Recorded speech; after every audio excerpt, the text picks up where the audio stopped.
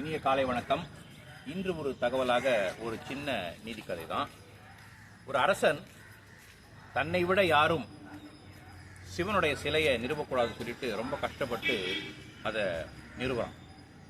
நல்ல பணச்செலவு எல்லாம் பண்ணிட்டு டெய்லி போய் பார்க்கறது, தினமும் போய் பார்த்து எந்த அளவு அது வளர்ந்துருக்கு அந்த வேலை அப்படின்னு சொல்லிட்டு பார்த்து ரொம்ப திருப்திகரமாக இருக்குன்னு சொல்லிட்டு ஒரு நாள் நைட்டு படுத்து தூங்க போனால் கல்வெட்டெல்லாம் அந்த நேரத்துக்கு தயாராகிடுச்சு. அவனோட பேரெல்லாம் பொறிச்சாச்சு. இன்னும் 2 நாளில் திறப்பு விழா அப்படின்னு சொல்லிட்டு அப்போ அவனோட கனவுல அந்த பெயர் பலகையில் இருக்கிற பெயர் அவன் அழிச்சா மாதிரியும் யாரோ ஒரு பெண்ணின் பெயர் அங்கே பதிச்சா மாதிரியும் கனவு வரும்.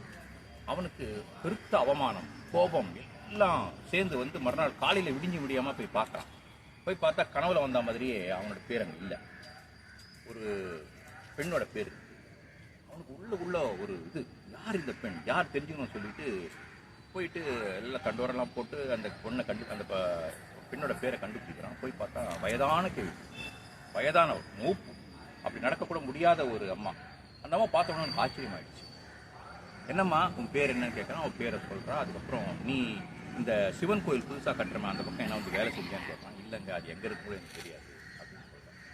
அப்புறம் கொஞ்சம் யோசிச்சு பாருமா அப்படின்னா யோசிச்சு பார்க்குறா. அவள் நினைவு சொல்கிறா, இந்த அரசன் யாரோ இங்கே சிவனோட சிலையை நிறுவனத்தை சொல்லிட்டு இந்த பக்கம் மாட்டு வண்டியில் நிறைய பேர் பொருளாக எடுத்துகிட்டு போவாங்க, கல் எடுத்துகிட்டு போவாங்க.